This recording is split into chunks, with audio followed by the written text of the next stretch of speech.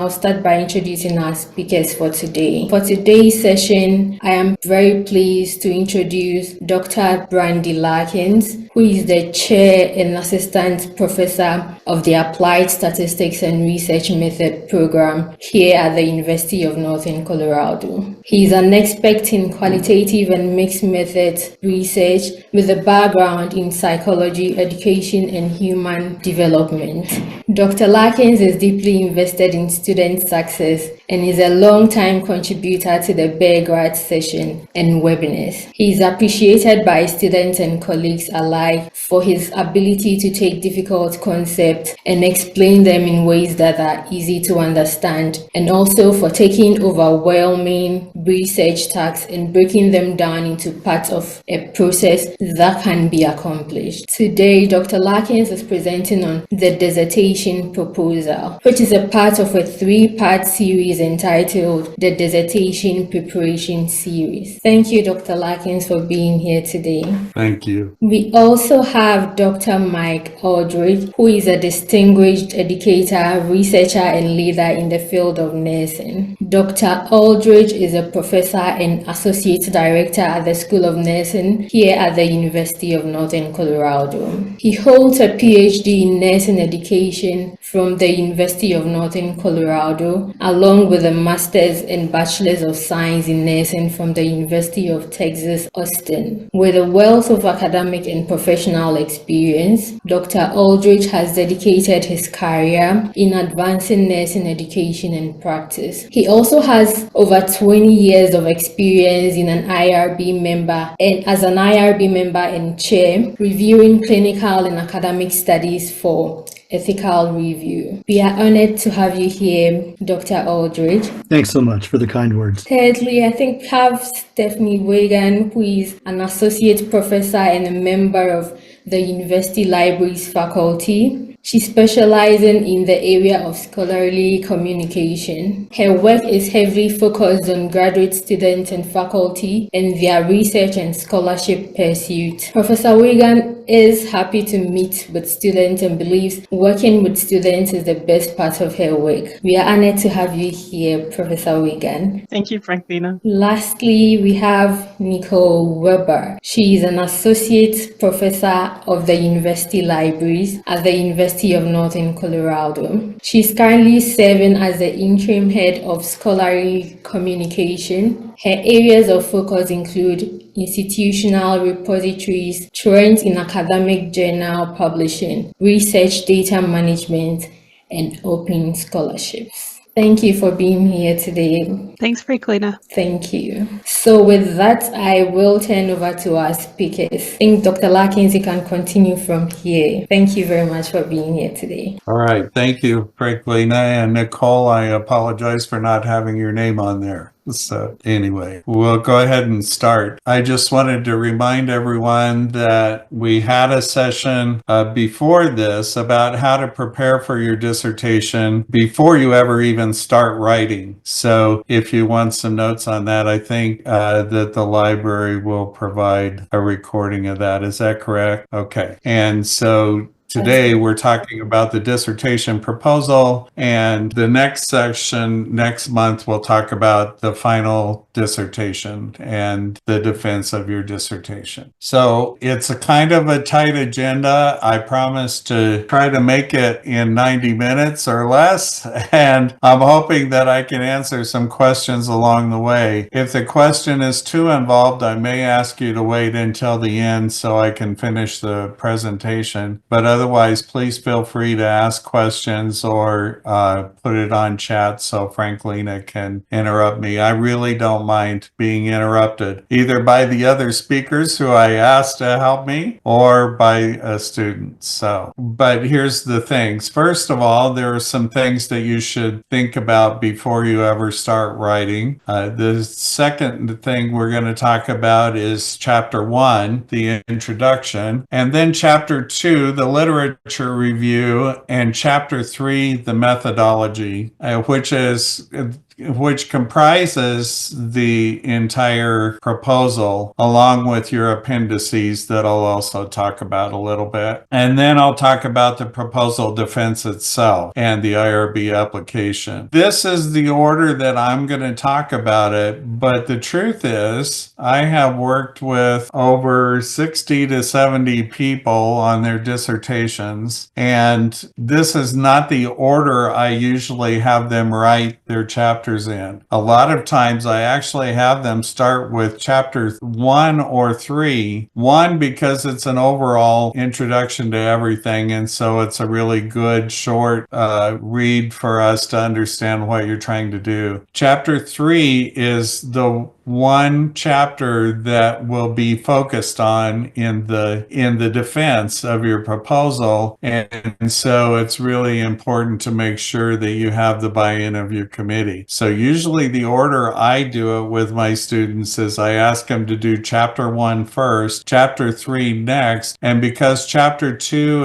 it takes longer to write and is a little bit, let's say, more involved, I ask them to do chapter 2 last. But they're all very important chapters, and we're going to talk about all of them. I just want to warn you that this is not specific to any department. So for instance, the Applied Statistics and Research Method department requires that its students' topic be about methodology, since it's about research methods. So we have a specific requirement that's above and beyond what the university requires. And your department may have that as well, some other requirement that I'm not aware of. So make sure that you don't just go with what I say. Make sure you talk to your department as well. 90 minutes is not enough time to cover every detail, and so don't think that everything I say here is all you need. It definitely is not. I'm going to give you some resources, and I hope you check those resources out and spend some time really thinking about what you're going to do with your proposal. And the last thing is to be sure to check with your research advisor before you begin anything. There are always updates that can happen that I am personally not aware of and I find out about. So even after 12 years of doing this, 13, something like that, I don't know everything. So I just want to make sure you understand that. So here's some early things to think about. The first thing is what your label is. And I talked about this in the first presentation, but until your proposal is over, you are a graduate student. When your proposal is finished and you have gone to your committee and proposed and they have accepted your proposal, after that, you become a doctoral candidate and you will be given a letter by the graduate school that states that you're a candidate. And there are certain things that happen when you're a candidate, one of them being that you don't have to take quite so many credits to be considered full-time. So I just want you to realize what the process is. This proposal is very important in terms of what your status is as a graduate student. The next thing is that the graduate school website absolutely has a lot of really, really good information that you should check out. And I live with these pages. They're so important for our students. So number one is that they have a lot of resources. They have some manuals that you can use to format your paper. They have web pages that tell you about processes and everything, policy information. They have forms that you and your advisor need to fill out. They have formats for you to look at. They have deadlines, which I'm going to talk about a little bit more because they're really important. And they have the title signature page for your proposal. The graduate school does not require any specific formatting for your proposal. However, they do have a title signature page and it has to be filled out correctly or you won't get credit for the proposal. So that's really important. There's a checklist, and like I say, I live by this checklist. And that's on the graduate page as well. And so you might want to look at this checklist and see what it has to offer. Make sure that your advisor is knowledgeable of what you're looking at, though, and agrees. Your advisor should always be your first contact. This is on the checklist. It talks about the proposal a little bit, and there are a couple things you need. You need the committee approved proposal, including that title page, and you need a verification of research subject compliance form so that you can start collecting data and working on your final process. Again, contact your research advisor first. So there is a written process that you should look at in the graduate catalog. But one of the things it says is the dissertation proposal is a contract between the student and the research committee and the university. And that's really important because you need to do what you stated you would do in the proposal. So your committee needs to buy into it. And if you deviate from that, what you said you would do, everybody needs to understand why you deviated and approve that before you can change anything drastically. Data collection, it's really, really important that you get approval from the IRB before you begin any sort of data collection. And that even means contacting people to see if they would do the study. So make sure that you follow all the rules. And by the way, other speakers, if you have anything to add to anything I'm saying, please feel free to just interrupt. Hey, Randy, this is Yeah. Cindy. Hi, Cindy. Hi. I was able to, grad council ended early. So let me just say that when I've seen students get off track, it's usually for one of two reasons. One is kind of breakdown with their communication. The other is because the committee let through a proposal that they shouldn't have. It wasn't doable, or the methodology wasn't good enough, or really the proposal was just kind of weak and not focused enough. So that's where I would say, just to students, I know it's a frustrating process going back and forth with your research advisor, with your committee. But if your research advisor says, no, this isn't ready yet, in a sense, be glad and just put the work into it, because you want it to be focused. It really directs what you're doing for the rest of the time. And you don't want to end up really close to the end of all of this writing and find that you don't have a dissertation that's passable. Yeah. I actually had a discussion about that today. I mean, the research advisor should look at anything you write and help you with that. My goal as a research advisor is the comprehensive examinations. I can guide you, but I can't actually make sure that you pass. You have to do that. But once you have passed your comprehensive exams, it's my responsibility as an advisor to make absolutely sure that you can pass your proposal and that you can pass your final defense. If you go to that with any hesitation that you may not pass, I haven't done my job, but you need to help me do my job. So yes, thank you. I appreciate that, Dr. Wesley. Deadlines are really important, and there's a good page on the graduate school about deadlines. You have to follow these deadlines, and you should work with your advisor to make a process. So you start from the end and you go back to see how long you need for each thing.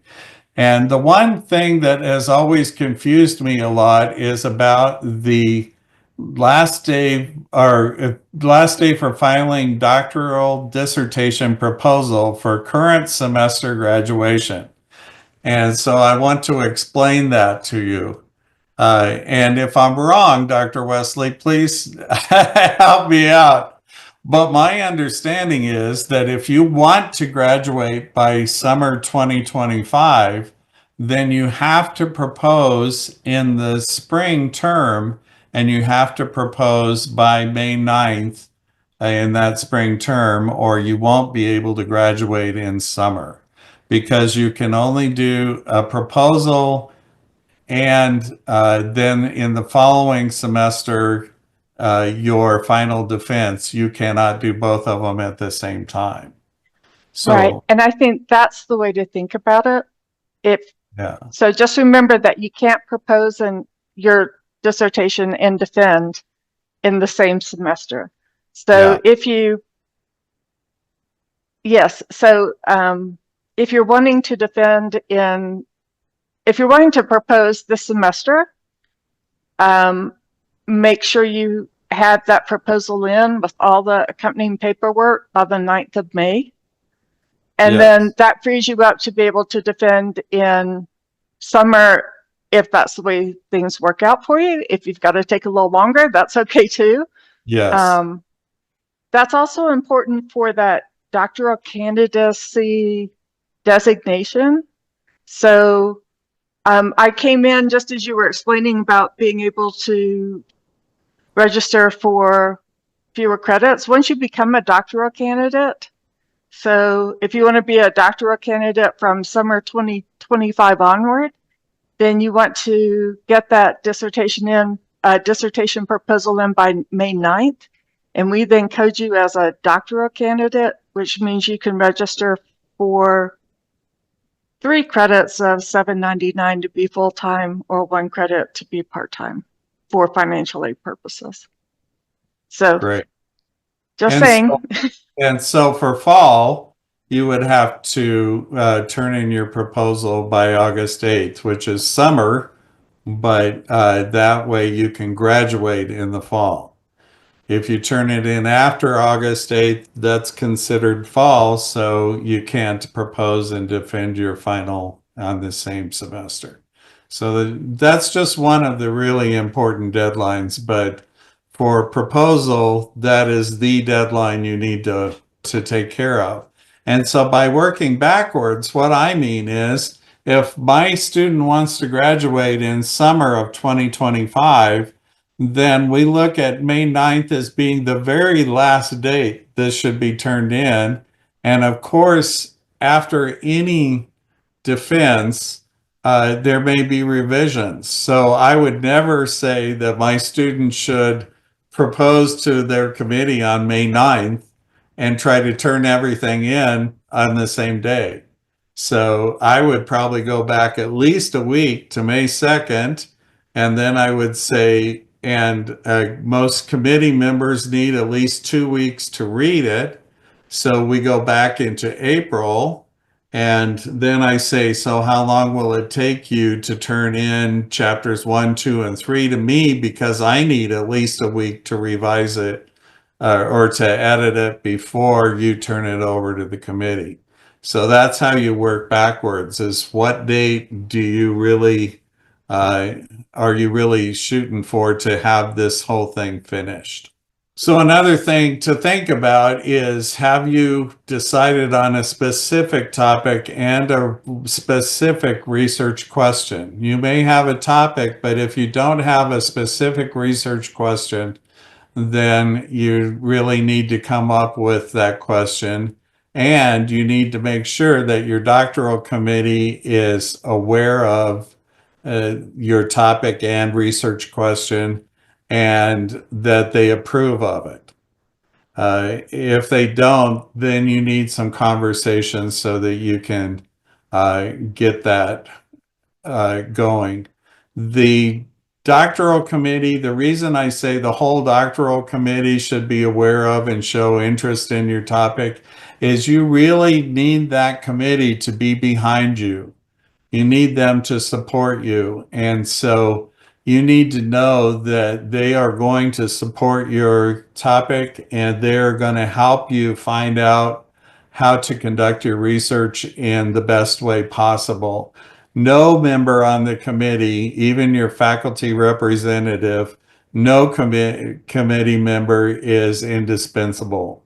You should really appreciate and use each member you've got on your committee to help you with this proposal. So let's go with the actual writing now. Now that you've thought of some things before you begin writing. The chapter 1 is the introduction. And I really have struggled with giving you page numbers because they vary so dramatically. But the introduction of the 3 chapters, the introduction is usually the shortest chapter. A minimum for chapter 1 is around 10 pages. And I'm not saying it couldn't be less, but it's usually at least 10 pages, 10 to 15.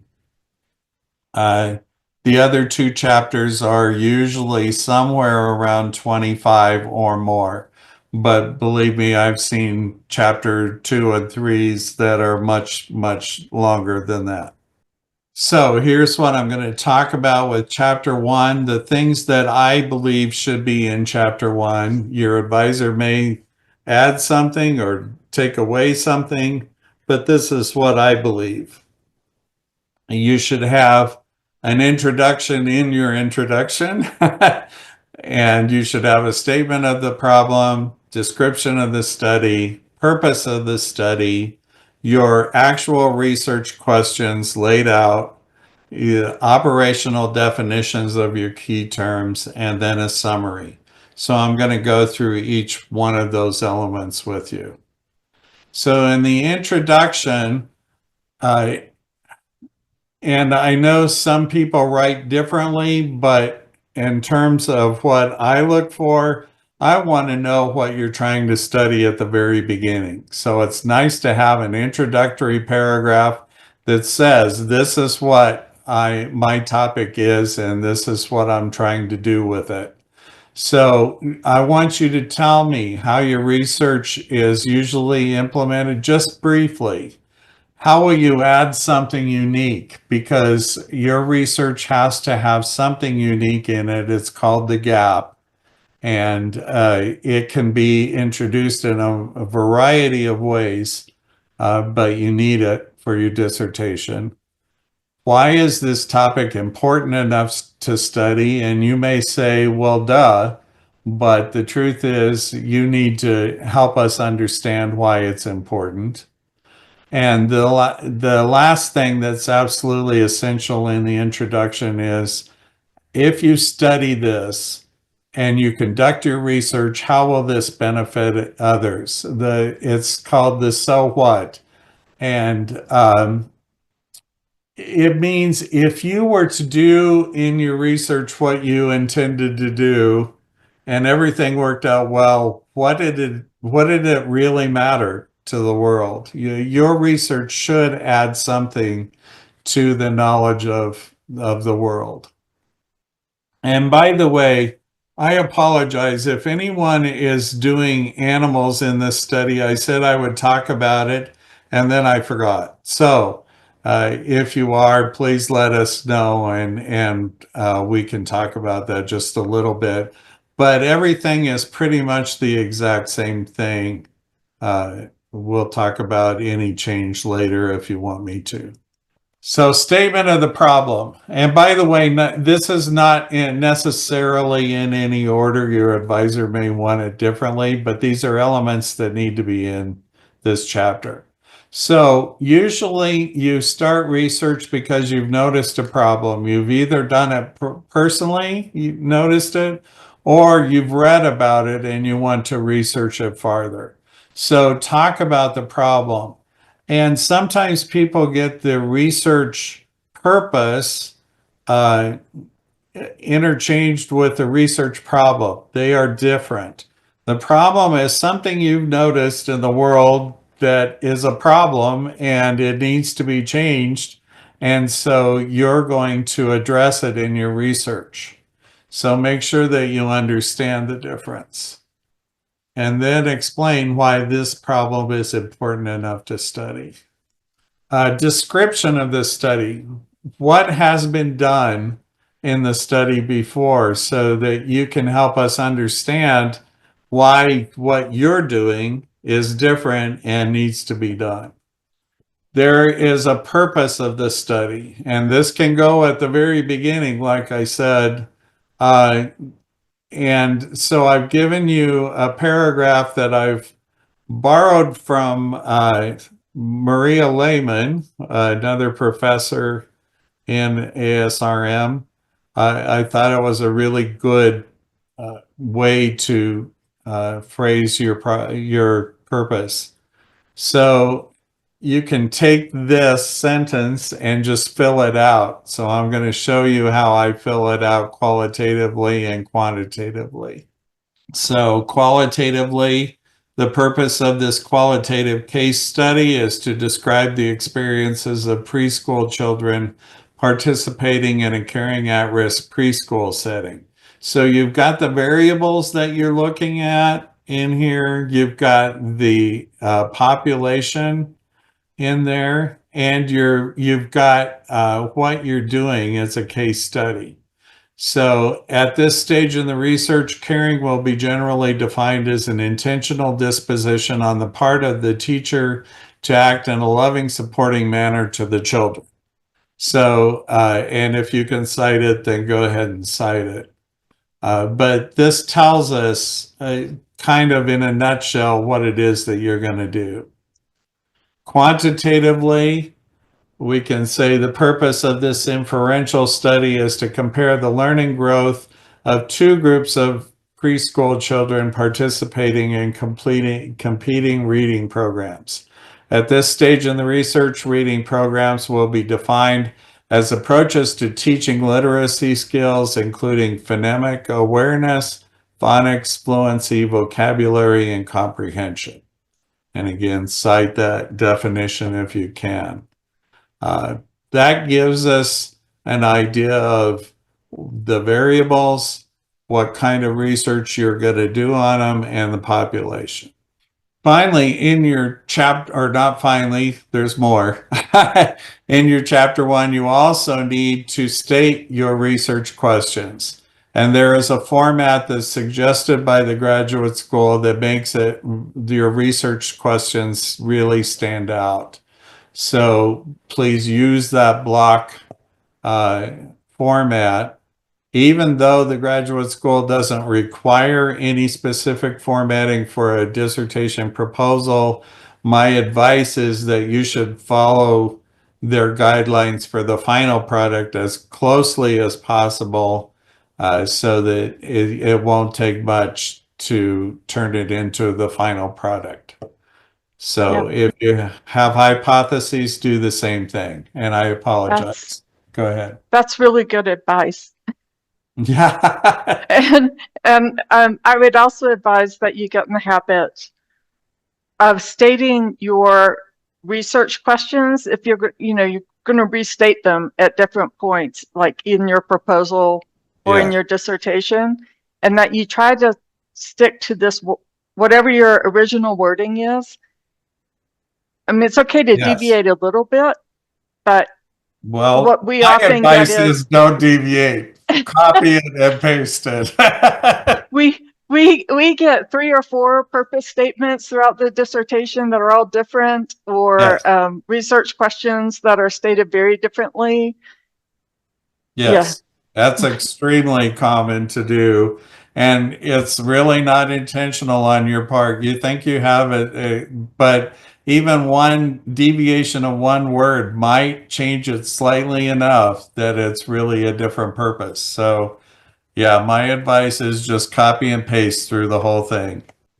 Finally, in chapter 1, you can have operational definitions that help people understand words that may not be common or may be applicable to your field, but others outside your field don't understand them.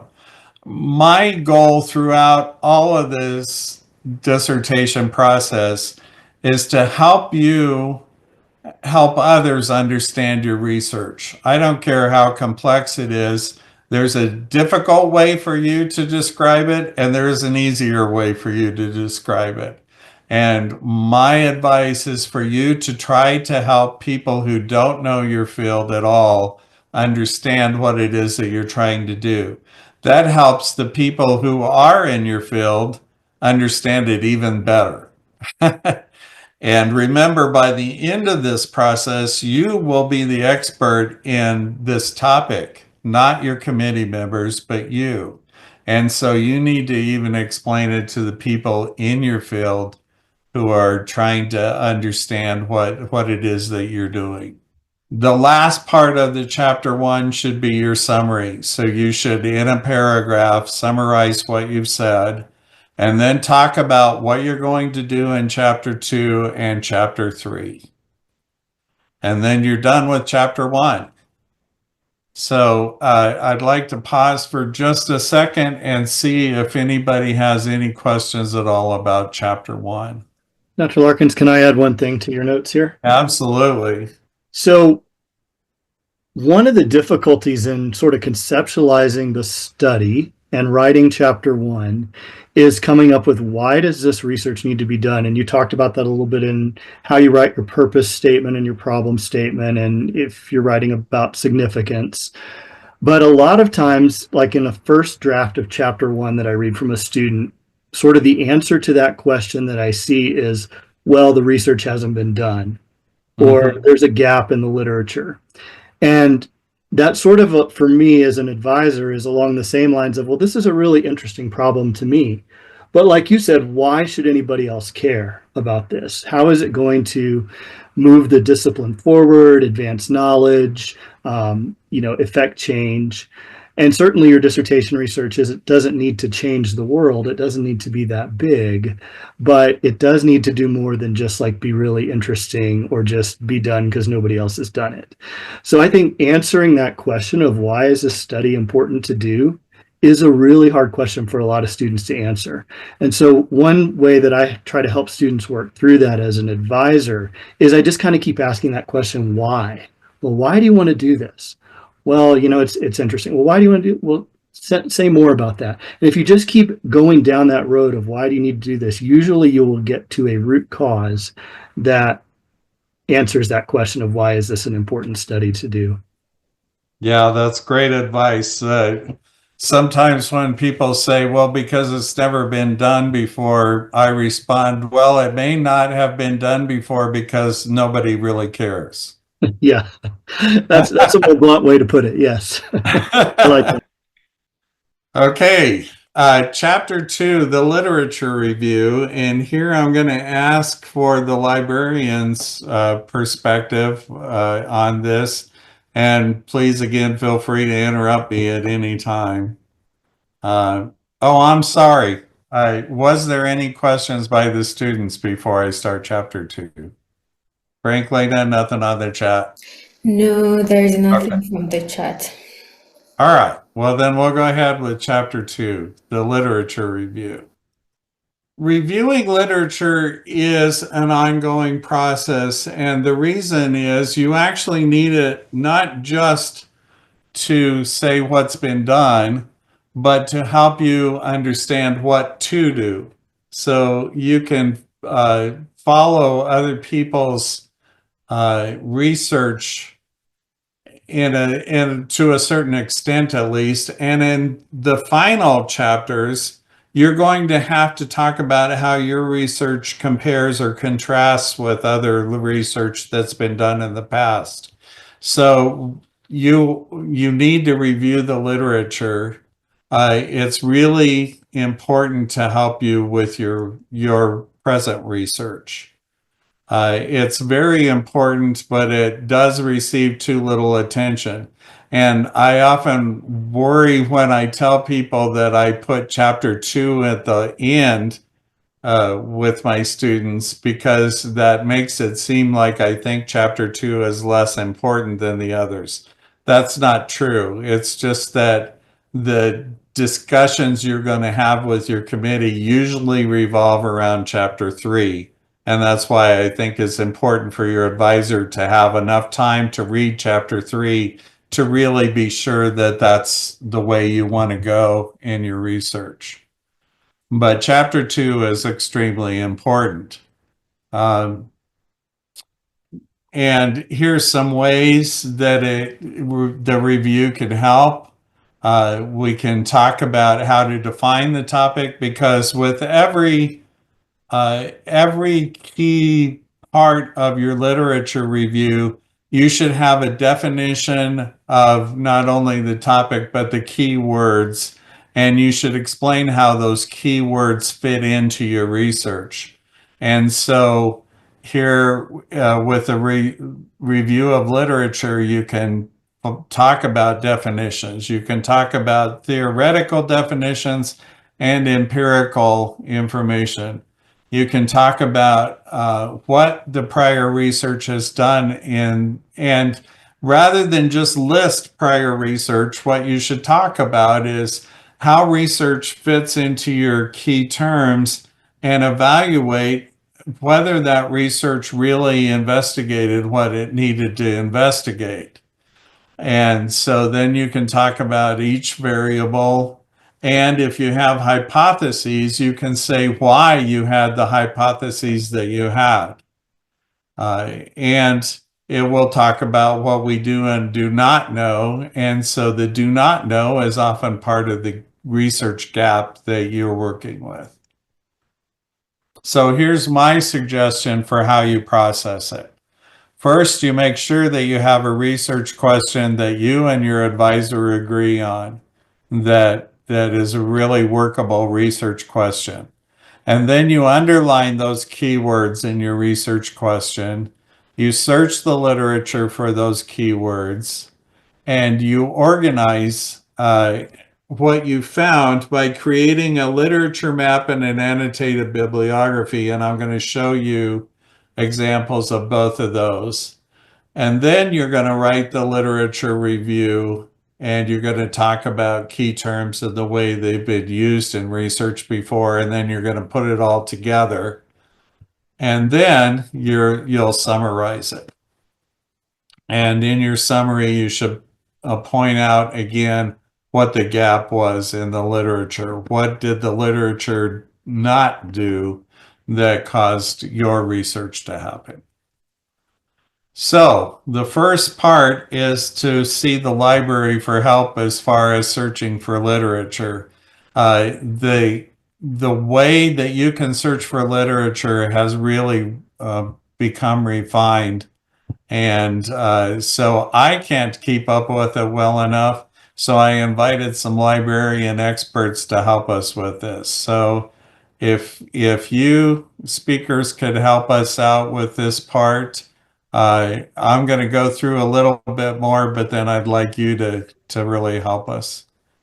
So once you have searched for those keywords, you organize the review of literature by the topic area, which are the keywords in your research question.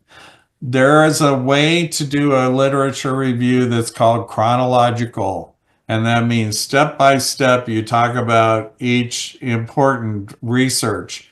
That is not usually the way you should do a dissertation. It's really surrounded by your research question, and you talk about the keywords in your research question. If you describe research after research after research in detail, you will bore everybody, including me. I absolutely promise you. And so I really want to know what they found. If you begin with what was important about this research in terms of the keywords, and you begin with that first, then I know you're doing the right thing. If you begin with the author's name and you talk about their study, that's the wrong way, and I will make you change it. So what you want to do is talk about the topic, the keyword, and you may talk about competing theories even. It depends on what your topic is. but I want to understand why you included the keywords you did in your research question. This is an example of a literature map. The research questions are above, and the keywords from those research questions are in here. And then you've got the literature that belongs with it. And generally speaking, what I want is just an idea of what this literature is contributing to. And I promise if you organize it that way and you begin with the most recent literature and try not to go back beyond 10 years, as long as, I mean, if you have something really important, a key person who lived 50, 70 years ago, who began the whole thing, then you can talk about them. But generally speaking, I want to hear about something that's not more than 10 years old. So begin with the most recent, and then if you need to, you can develop it beyond what's most recent. But this is one key way to help you avoid reading article after article after article and ending up with so many articles you don't really know what to do with it. So my suggestion is to develop a literature map, and that way you can be sure that you've covered every aspect of your research question with at least one or more articles. And by the end of your dissertation, I promise you'll end up with a lot of articles. But this is a way to start. Make sure that you have, like I say, the keywords. I can't emphasize this enough because I've read so many different papers that do not organize their studies by common themes. You really need to do that. I don't care how many papers you have read, and I don't want a really extensive bibliography if all you do is just quote research after research. I want you to synthesize it and tell me why what you read is important. Don't do it chronologically. And there is a word called saturation that's really important, both in quantitative and qualitative research. Saturation means that you have read so much material that there is no new information coming from anything else you gather.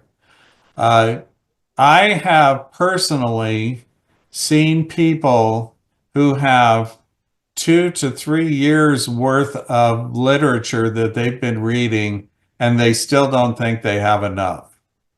And that has prolonged dissertation studies more than any other single item in a dissertation. So my advice to you is, again, find out what the newest information is about your research topic.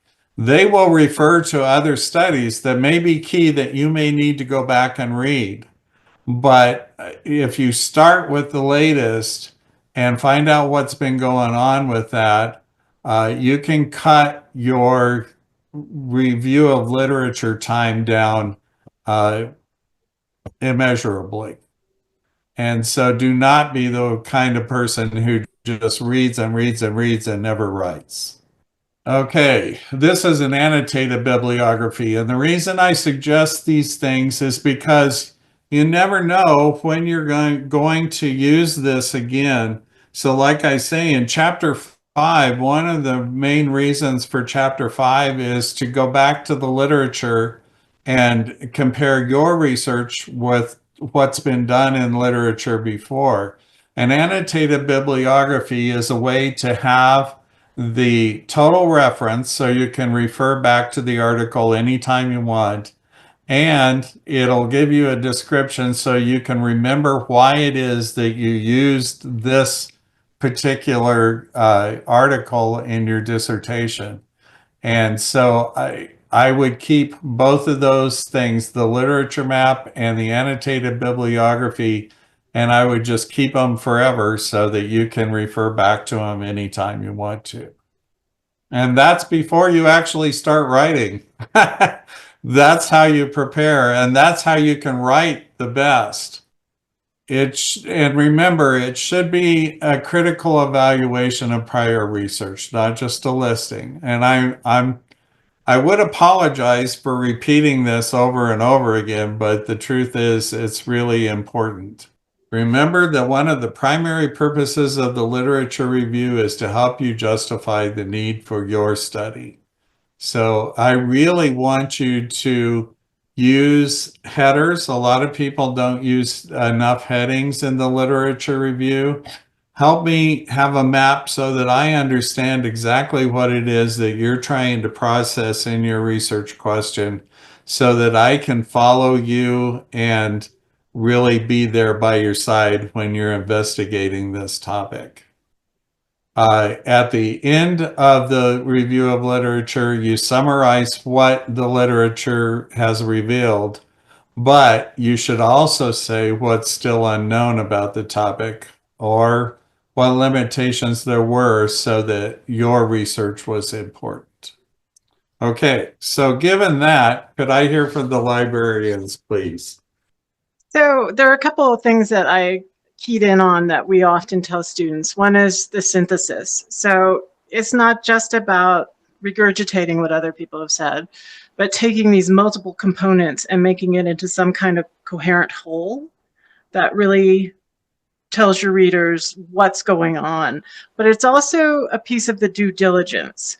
So just like you might need to get an IRB approval or do an IACUC application, it's also part of the ethical reasoning for your study. So you're not just asking a question out of randomness, and it's not that you're jumping ahead majorly in your field without doing a lot of footwork.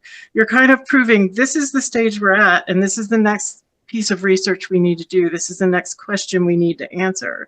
So it gives you that platform, just like an RIB application, to give you that ethical reasoning for what you're doing.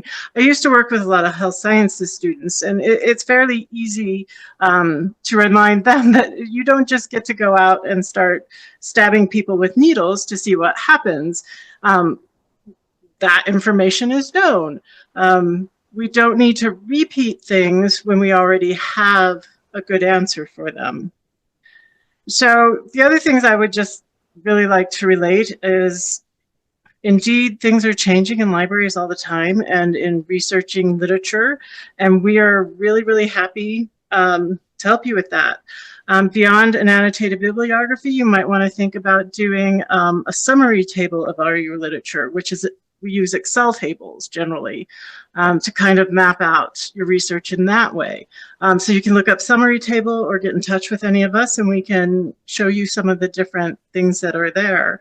And I do agree that sometimes you need to go a little bit further back in the research. So if you're writing on something about social cognitive theory for health behavior changes, you're going to cite Albert Bandura, which is long ago. But that's probably going to be the oldest piece of literature you're citing, and then you're going to be citing the newer stuff. So there is a balance there that I think you can find.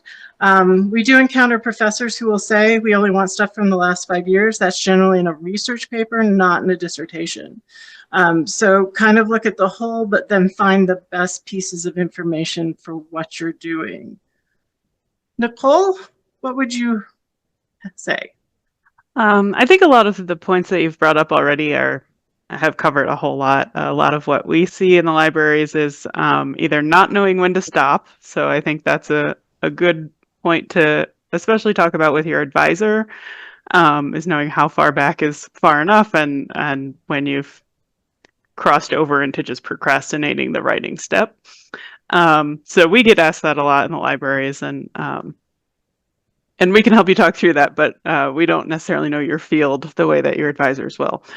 But we're also happy to just talk out your topics because we're often kind of an outside ear who can help you translate your keywords into what a database might be, how they might be translated into the database. So it might be a really clear topic in your area of study, but it might be conflicting with a similar topic that means something else using the same terminology. So we're happy to help talk those things out, and be an outside ear for that. And we're also happy to help you with organizing of your citations, so we can help you with some of the tools that do that, such as we have RefWorks in the libraries, but we can also help you with Mendeley or some of the other tools that will hopefully help bring all of that together, so that you're not so that you can remember what you've already looked at and not going in circles, because that's hard to do once you get through all of those articles and resources, is keeping them all straight. Yes. One last thing I'll add is just that there comes to a point when you're ready to move on, which you have to do. And I would always keep good records of what you've searched. So what database you've searched, what words or terminology that you used to search, so that you're not repeating yourself, wondering if I've already searched there and I've searched those specific terms before.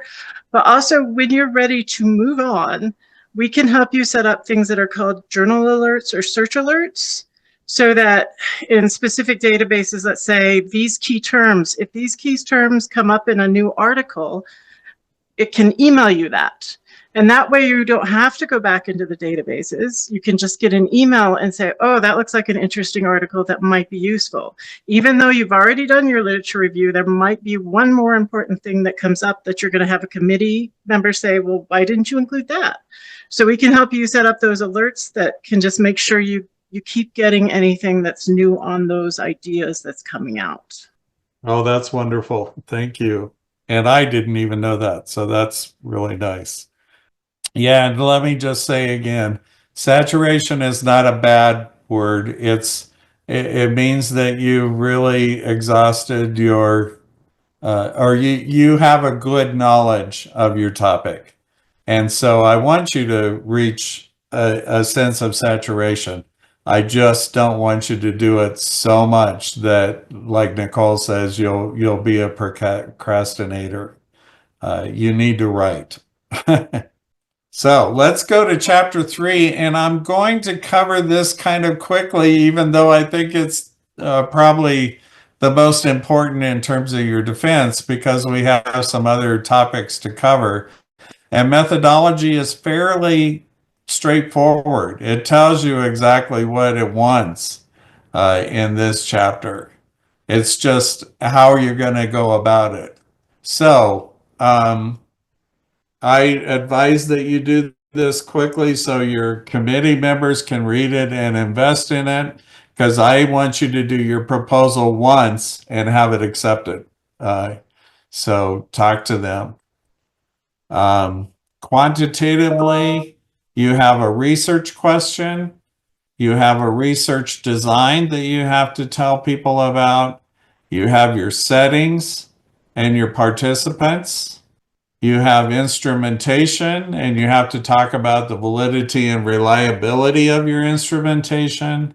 And then you have the process. How are you going to collect the data? And finally, how are you going to analyze that data once you've done it? We need to make sure that you are not just going to collect data and really have no idea what to do with it.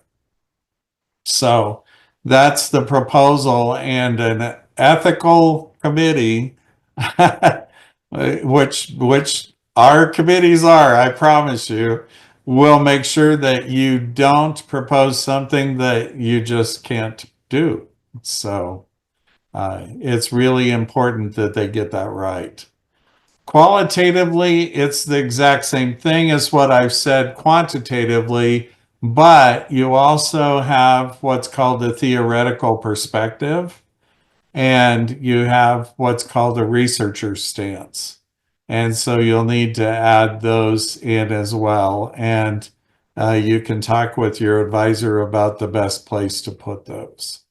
Mixed methods is, see, all the other chapters, the introduction and the literature review are pretty much the same for everybody, but chapter 3 is where you get into the nitty-gritty specifics.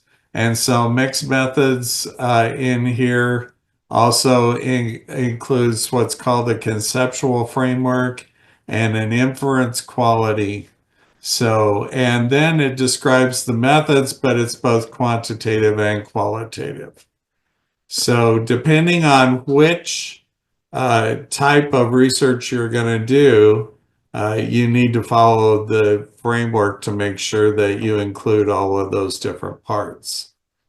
And work with your advisor to go through each piece of that. And my other advice is please work with your committee members. I've seen many instances where the advisor and you are on the same wavelength and a committee member is not aware of what you're proposing, and they really throw a wrench into the proposal meeting. And I don't want that to happen to you. Especially if you're doing a qualitative research and you have quantitative committee members. Make sure that they understand and appreciate qualitative research. Oh, and then with mixed methods, you also use visuals. I actually suggest visuals a lot in all of your dissertations, but especially with mixed methods, it just makes complex diagrams much easier to understand. And then you have analysis. And my advice for you is if you're not sure at all, go to the research consulting lab. I actually had someone today write to me and tell me that they were much more successful when they went to the research consulting lab and had them help explain the procedure. It's not enough for somebody to do an analysis for you, especially in your dissertation, which may be unethical, but you have to understand it. Whether you do it or somebody else does it, you have to explain it to your committee. So make sure that you understand the process. And you can contact them at rcl@unco.edu. Their assistance is free for all students and faculty. Then there are some appendices that you usually need to do in your proposal. And those are the consent forms for your participants, assent forms if they're under 18 years of age. Yeah, you may have to gather permission from the collection site. You have to have the recruitment material that you're going to use, and you have to have information about the instrument that you're using or your interview protocol if it's a qualitative research. And then once you do that, you turn it over to the IRB for approval. And once they approve it, then your appendices need to include the approval from the IRB. And with that, let me talk about the dissertation proposal process just a little bit. So once you're finished writing, your advisors approved it, and you've given the proposal to your committee members, then make sure and look at the graduate school and do what they say in here. So make sure all committee members are available and aware of the time and place. For a proposal, the graduate school doesn't consider this to be an exam, so you don't need to schedule it with a graduate school. But the committee members need to know about it and have at least 2 weeks to be able to read it. And then once it's over, you need to revise, and the proposal needs to be approved by the committee, and then you can turn it into the graduate school. So talk to your advisor about turning in the chapters, determine others who may help you review the chapters like the rest of your committee. Build a presentation that's about 20 to 30 minutes long. I've seen presentations go up to an hour or an hour and a half even, but my advice is 20 to 30 minutes. And I advise you to practice it before, because I want you to be pretty automatic when you get to the defense. And then on that defense day, the thing that the committee is looking for the most is that you are aware of your topic, you understand what you're doing, you can explain the process, and you're confident about it. In other words, you're more of a peer to your committee than you are a student. So you just need to fake it till you make it sometimes. But the more preparation you have, the better off you'll be. And with that, I'd like to use the rest of our time to talk about the Institutional Review Board, of which Dr. Aldridge is chair of that committee. And so here there is a web page that talks about it, and it's a really, really useful web page for you. So it's got examples of all the appendices I mentioned, and consent forms, I'm sorry. And it's got the names of IRB members and the process. It's got just about everything you need to be able to help you. It also includes directions to Streamline, which is the place you will go to apply for your IRB approval. And so you need to become very familiar with Streamline. I have one comment on Streamline. Many people think that they're automatically enrolled in Streamline. When you go into Streamline, you will see an application process, but you won't be able to apply for a new research approval until you're actually registered with Streamline. So you need to make sure and register that. So in the IRB process, you may want to do your IRB application before you actually go and defend your proposal. Sometimes that's a risk, because if the committee wants you to change a lot, you'll need to go and revise your IRB approval. But sometimes it's appropriate to do it before you go for your proposal. Review all the guidelines at the IRB website, open the Streamline account, and then you begin what's called a new protocol. And that's where of what you're trying to do with your research. And then there are questions that you have to answer on the form, and you have to submit the attachments that I talked about, the consents, the surveys, the permissions, things like that. And then your advisor also has to approve your submission after you've submitted everything. So make sure your advisor knows what you're doing. Dr. Larkins, do you want me to add a couple tips here? I would love you to step in right now, please, Dr. Aldridge. Sure. So a lot of what I'm going to say is based on reviews that I've done of student research from across the university over the last several years, and kind of some common hiccups that people have in using Streamline and getting their proposals approved. So the first question that you want to ask is, what type of research am I doing, and do I need IRB approval? Because IRBs, just by definition, IRBs are regulated by federal regulations, and they only review research that involves people who are alive. So we have some checklists on our website to help you with that. But just like as an example, if you were a music student and you were doing an analysis of a composition score, that's not human subjects research. So you don't need IRB approval from us to do that work.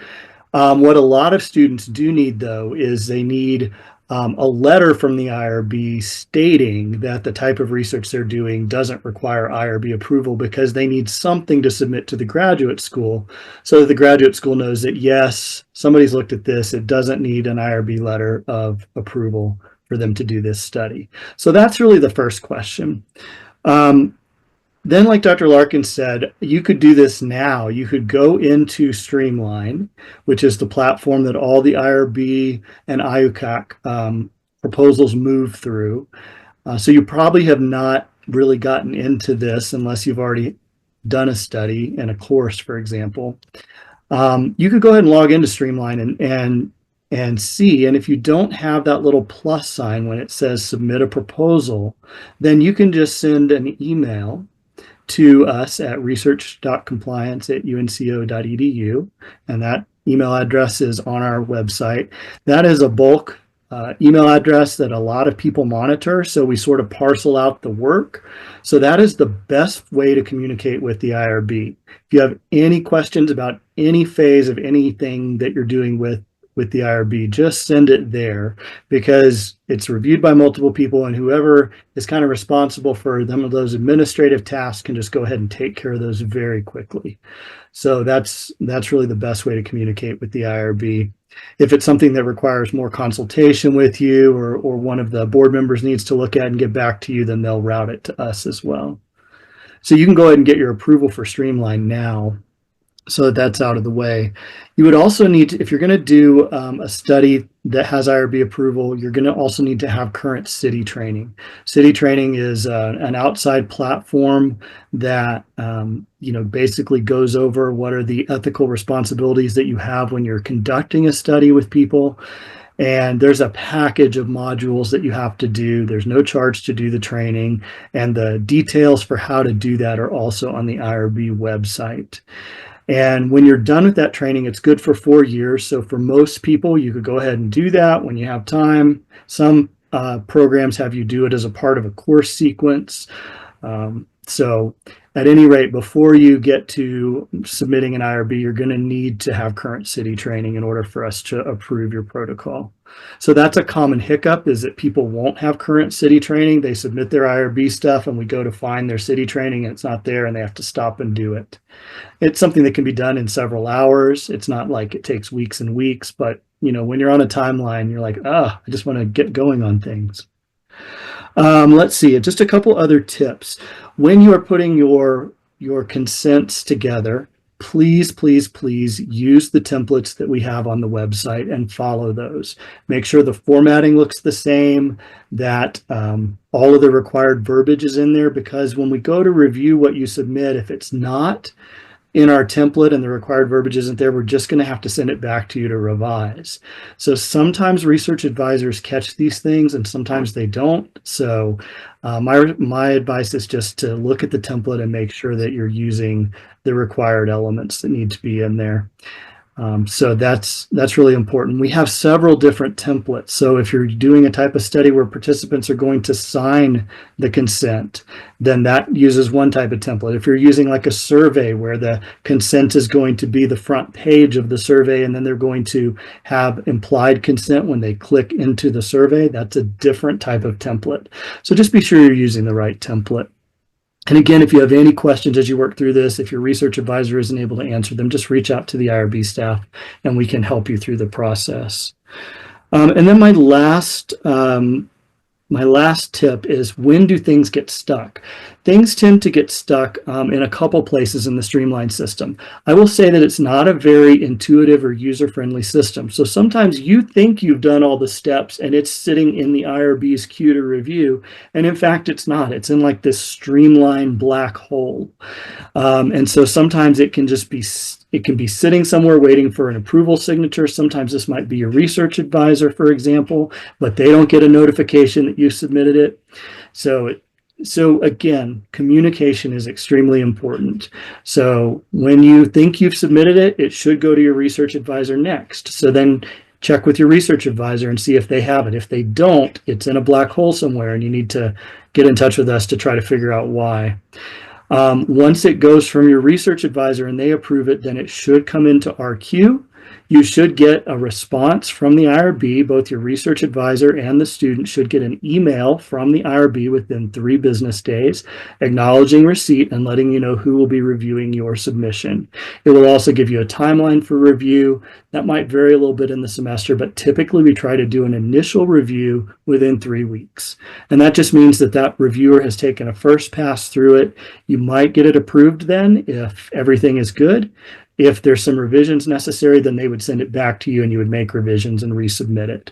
So the IRB process can take several weeks to even several months, depending on how quickly you get revisions done and how quickly all the approvals happen. So like Dr. Larkins said at the beginning, allowing time for that to happen is important as you think through your timeline for how quickly you need to get stuff done. I'll stop there. There's certainly more detailed IRB stuff, but those are some of the big stumbling blocks that people have and how you can get past them. And if anybody has specific questions, happy to take those. I agree. And the timeline, I didn't put a slide for timeline on here, but again, it really is important for you to really think about that. As your research advisor, I need time to thoroughly go through your document and make sure that your paper is ready for other committee members to read. So you need to give me time. And I would advise at least 2 weeks for your research advisor to be able to look through it before you give it to your committee members. Absolutely. IRB, go ahead, Mike. I was just going to say, just to build on that, one thing that tends to happen with some students is we will get an email that they might say something like, "Oh my goodness, I think I submitted my document to you 6 or 8 months ago and I haven't heard anything. What's going on?" My plea would be, please don't wait that long to reach out. Yes. The IRB is not scary. We are not going to scold you or chide you or anything. But a lot of people have a fear of reaching out to the IRB for information. It should not be months and months between when you hear from us. So if it has been more than a few weeks and you haven't gotten an initial response, then there's something wrong. So please don't wait months and months and just think that we are just, working through a queue. Please reach out earlier rather than later, because we don't want to delay anybody with getting their research done and graduating. I absolutely agree. I am an IRB member as well, and it's been very nice for students to reach out to me and ask me if I've been able to look at their submission, because sometimes it does get lost in my queue. I have a lot of email that comes in every day, and sometimes it gets lost, and I hate that. So I would much rather approve you as quickly as I can. So please don't let it sit. The other thing that I really, really strongly encourage you to remember, and it's maybe a little worse with papers, but it has happened in masters and dissertations as well. Some students have begun their research, very few, have begun their research without permission, and that could cost you your whole entire dissertation or even your graduate status. So please do not conduct research of any type without making sure that you either have permission from the IRB or that you don't need permission from the IRB. I think that's about it. So my final one will be about chapters 4 and 5 and the final defense, and that will occur in April. So right now, what I'd like to know is if you have any questions for me or any of the other guests that I've invited, and I really appreciate your help. I have a question that we can get started with, maybe. I'm curious if any of our presenters can speak to students in disciplines that might deviate slightly or drastically from kind of our traditional chapter breakdown for dissertations. So Mike mentioned our music students, who's kind of our classic arts and humanities dissertation writers, and whether you have any advice for their their process and how it might be a little bit different. I think Dr. Wesley might be the best one to comment on that. I will say that I have participated in at least 2 or 3 music dissertations that were exactly the same as I've outlined the process, though. So, Dr. Wesley? Yeah, so sometimes they do follow the 5-chapter kind of format. First of all, music, depending on the research advisor, the music proposals look very different from what we've talked about here today. I would love it if they looked more like what we talked about here. But they tend to be what I think of as very old style, humanities, kind of, here's my idea, here's the key literature, here's what I'm planning to do. And it's not quite as formalized as what we've talked about with these proposals. I think with music, methodology can be different. So if we're talking about a dissertation that's in for a student in music performance or jazz studies, composition, for example, so I can talk about that. I've been on a composition committee, and the student's dissertation was really, really well done. It involved the actual composition, but this student wrote a composition about, it was a requiem mass for the First World War, and based on poetry written by women who had lived and volunteered, been nurses and so forth during the First World War or experienced loss. And so she built the whole historical background, interpretations of the poetry, and then used her composition within the dissertation to show how she was interpreting it. So that's one of the best music dissertations I've seen. It was full. It was really well done. I think that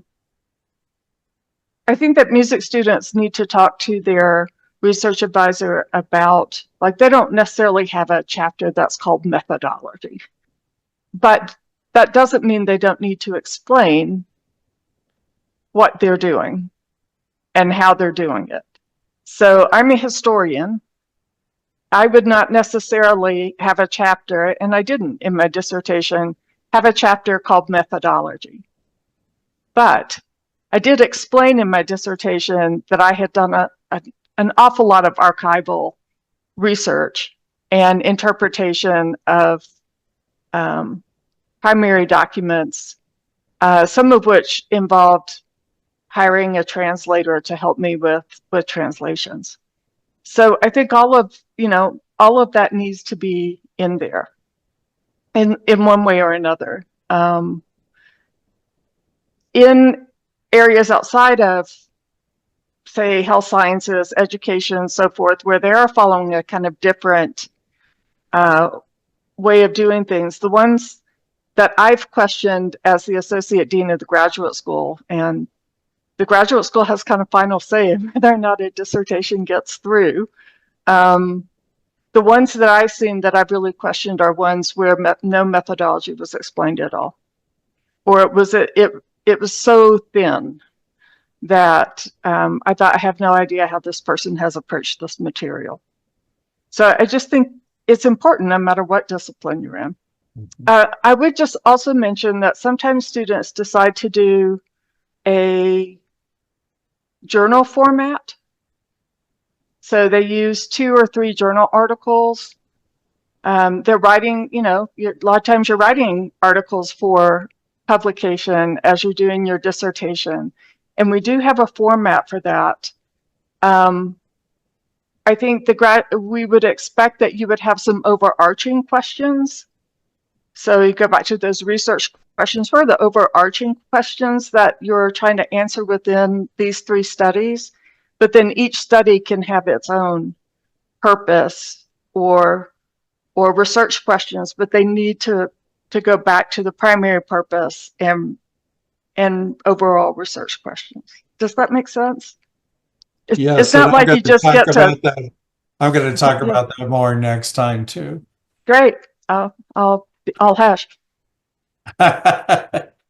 We have just a couple minutes left. Does anybody have any questions? There are no questions from the chat now. Okay. Other presenters, do you have any final comments over what I've said? I think I've talked enough that everybody's tired of hearing me. I guess my closing comment would be that in working with students over the last few years, I think writing the proposal is often the hardest part of the whole dissertation journey for many students, because you are conceptualizing the study from kind of start to finish, thinking through all the potential problems that might arise, how you're going to overcome those, how you're going to find your people, what instruments. You're doing all the work then. When you get it approved by your committee, then it gets fun again, because I think people can get stuck in proposal writing for a really long time sometimes.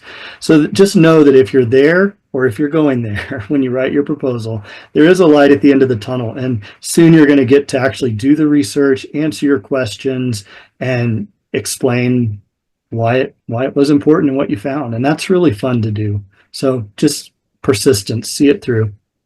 All right. Well, thank you all for attending. I appreciate it. Thank you for the opportunity to present. Have a great night, everybody. Yeah. As we wrap up today's session, I want to express my sincere gratitude to all of you for being part of this session. And first and foremost, I'd say a big thank you to our incredible speakers for sharing their time, knowledge, and insight thoughts with us. Your expertise and thoughtful contributions have truly enriched our discussion, and we deeply appreciate your willingness to engage with us. To our attendees, to thank you for participating, and then thank you for your questions and engagement. Your presence made this session meaningful, and we hope to have you in the next session. Thank you very much, and have a wonderful rest of your day. Thank you, Franklina. Thank you.